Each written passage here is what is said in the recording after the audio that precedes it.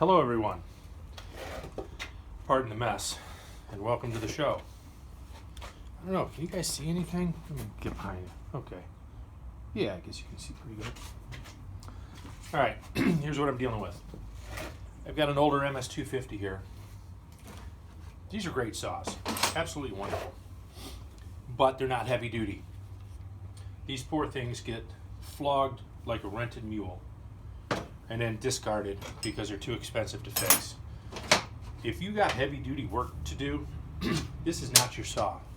It's capable, but it can't survive the long haul. What I got here is, well, I got two of them, carcasses. This one I just tore down, this one I tore down last week. They both suffered from a similar condition.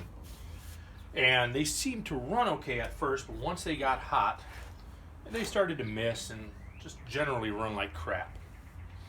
And what I found was, aside from, I'll get you in a little close here, I don't know what you can see, aside from this jacked up wire, which really wasn't an issue, it will be, but it isn't, the coil was touching the flywheel right here. I don't know how well you're going to see this. I'll bring a light on it. You can see where it was scuffing. Now there should be probably a, what is it, 30 thousandths? Basically a business card thickness between them. And when they start touching like that, they cause strange erratic running. This one actually ran pretty good till it got hot. And I don't think this has been addressed too much. At least I haven't found anything flying around YouTube land about it. Most people seem to think that the coils just get out of adjustment, or someone misadjusted the coil, or blame it on human error in one way or another. Doesn't seem to be the case. What has actually happened is this engine, I'll try to get this as best I can, is, shit, I can't do that. There we go. See it rocking? The crankcase bolts are tight. It's the bushings that go through the plastic housing that the bolts go through have just gotten beat up over time. Excessive use, abuse, whatever you want to call it. Used beyond its design criteria, however you want to label it. And here's another one. This one here was completely destroyed as well.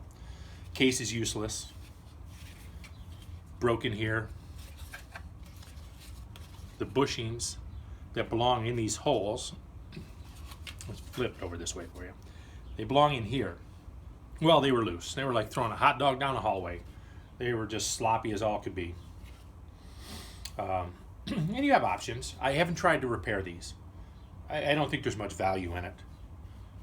Because you can find good use cases for a fair price if you're willing to do the work to, swap it all over. Or, if you'd rather, this was an Amazon buy, probably a Farmer Tech, clearly made in China. Probably I paid 26 bucks for this thing. And I don't know if it's going to be a good choice. I don't know how durable it's going to be, but it came with an oil pump, studs, a couple of an AV mount, a fuel line, a filter, vent. There's no oil line in it. But, if it's a personal use saw, great, whatever. It might work. I'll give it a go. The worst that can happen is I fail, right? But I wanted to make you aware of that these things, there are limitations to them. They're only plastic. They're a great saw. I love them. I got a few of them behind you that you can't see. But if you're going to go cut railroad ties day in and day out with them, this is what you're going to get. You're going to destroy it. If you're trying to clear 40 acres, this is not your saw, dude. Get a pro-grade saw. Rent one, whatever.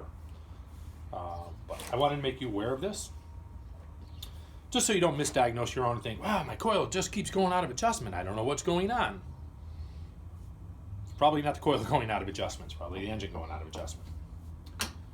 So I will take this one apart, and this will get put back into service. The plastic will get thrown out. I'll recycle most of the good parts, replace all the damaged and worn parts. Probably even port this little thing too. because these little 250s rip when they have a little something behind them. Clean out the muffler, get it to flow a little better, open up the ports. Not going to go crazy here. I mean, it's only a 250, right? We're not working a 460 here, so we're not going to get huge horsepower gains, but it's going to be better than the next man's 250 for sure. So I'll get it ported up. I'll put new seals in it for sure. Oh, look, it's got a new gear on it. But I'll put new seals in it for sure. I'll check the bearings. If the bearings are good, that was replaced. If the bearings are good, I'll run them. It's kind of concerning to me. This has been replaced. It's in really good shape. And I got a lot of burning in here. I'd be willing to bet that this seal is about as crispy as can be. So, but that's to be expected. When you flog it like a government mule, you can't expect much to be good when you're done with it.